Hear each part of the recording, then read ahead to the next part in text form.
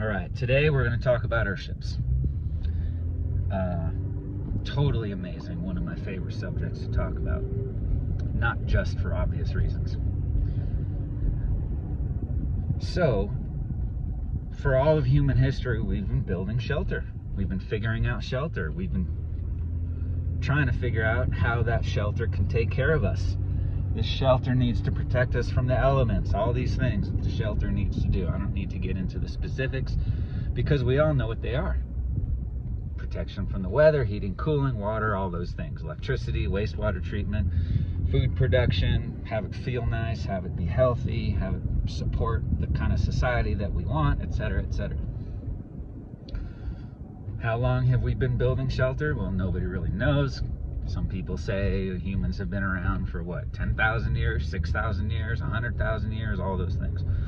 Bottom line is, this dude puts together a building design that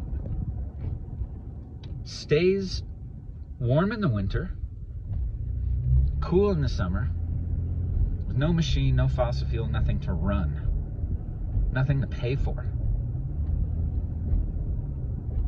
That's totally insane. That's frickin' bonkers. Solar power, electricity, right? Solar panels, wind modules. That's pretty straightforward. But this has been going on for 50 years. So in the 70s, this was being done. And it's part of the power system of these buildings. So, sorry, I'm driving. So, and yes, that's what that says. So that's comfort, right? Heating, cooling. That's electricity. Water. That's obviously a critical thing. How can we make a building provide water? How can we provide many buildings with water? Well, you know, Romans did aqueducts and all these different things, all these people and civilizations and designers and architects and builders have done. But now we have a building that not only does those two things we just talked about, but it also catches water from the sky, catches enough of it, catches it to be clean, distributes it through the house, gives you potable water for no cost and no reliance on anyone else. These things, you're self-sufficient. You're not relying on anyone else or anything else. You are free and independent. So now we have heating and cooling. We have the building comfortable. We have enough electricity, plenty of electricity, especially these days. More electricity than you can use. And now we have water to be independent. All in one building design that is affordable. There are versions of it that are high-end and low-end and all these things. And, oh, by the way, let's make sure that the people generally around the planet can do this on their own. I shouldn't be driving a bus. I will flip the bus on every corner. That's just the way I drive. Not everyone should build their own home, but there's the capability there. The point is that housing can be in the hands of the people. So this is totally bonkers. And then what do we do with that water? Well, we put it in the oceans. We have nasty drainage and septic. I mean, look at all the examples. The whole cholera epidemic in Haiti after the earthquake and all that was because of compost toilets from humanitarian workers, bless their heart, that leaked into the stream and got into the water supply, and there's the epidemic. So the whole wastewater septic thing is basically a nightmare at this point in terms of what humans have done on this planet. Just wastewater off of buildings, residential, commercial, and government.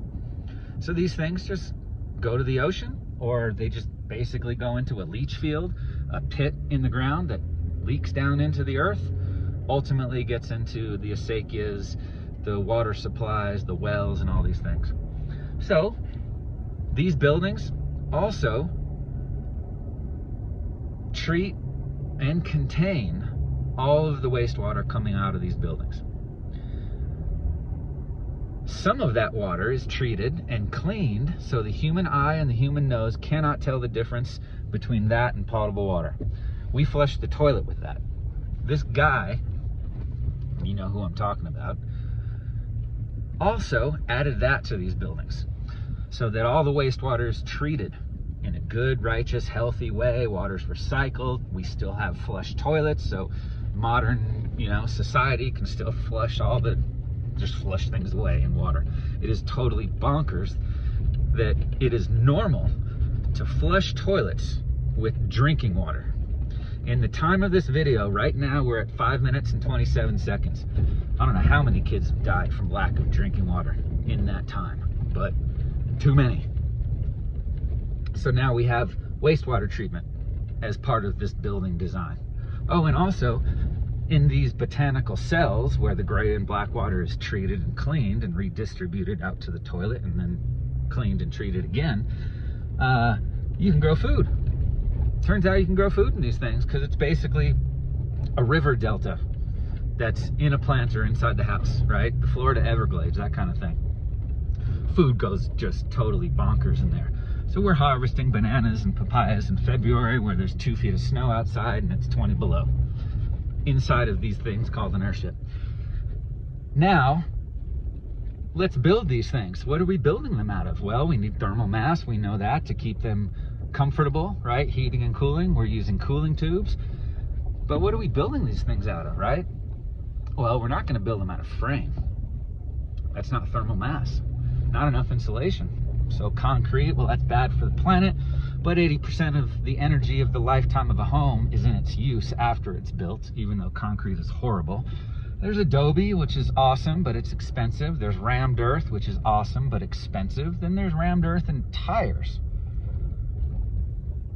What the F is that? What the hell? You're talking about ramming earth with an 8-pound sledgehammer into a tire? So you're having rammed earth encased in steel belted rubber for the walls? What the hell thinks of that? Who the hell thinks of that? That's totally insane. By the way, they don't off gas, they don't leach, none of those things. They're an excellent building material, and it is distributed all over the planet, and it's low tech and it's easy. Yes, it is labor intensive. Nothing worth doing isn't difficult. By the way, sweat equity, which is hiring humans at decent, good wages with benefits, is the most sustainable thing we can do next to empowering and supporting women in general. And that's a fact.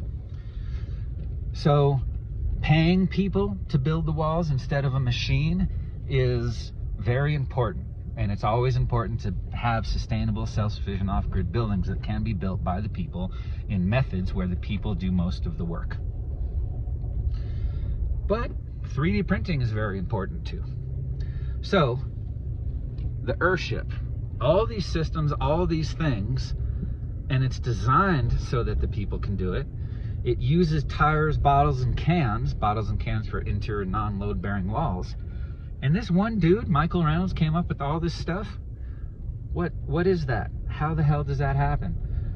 And so now we have a building, and I'm not trying not to be all ego and crazy stuff here, but how many thousands of years have humans been doing shelter? And now we have something that does all these things together, where you're in it. You don't have a utility bill, period.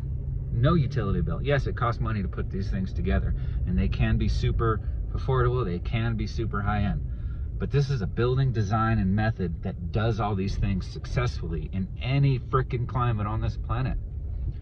And this guy came up with it. He made it happen.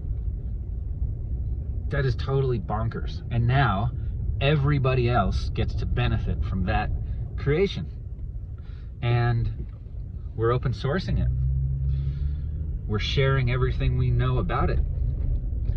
And we're providing services to create these buildings for residential, commercial, and government use. But we're teaching everybody we can. And we're reaching out to all the trades to participate so that you don't have to have specialized trades to do this. All the conventional trades can get involved, and that's what we're doing on our projects. So I just wanted to call that out, that this building method design thing called an Earthship, earthship.com, by the way, by Michael Reynolds, and all the amazing builders and designers and workers and laborers and finishers and creators and all beautiful, freaky people of the world, Michael Fronte and Spearhead, have made this happen over all these decades. And we are so grateful that this exists, and this is totally frickin' bonkers when you think about it. Totally insane. How do you come up with this? So it's amazing, and it works, and it's highly effective. And I feel lucky to even know about it, let alone to be able to do it, and to put food on the table for me and my family, and we get to do this. And it's a beautiful thing, and massive props to Michael Reynolds and all the people that have made this happen. Too many people to name. But you know, you can easily Google and all that stuff, Earthships or whatever, and find all the people. We're building an Earthship social network at PangeaAcademy.org for all this. So the Earthship is totally insane. I highly recommend it. Check it out. Love to everybody.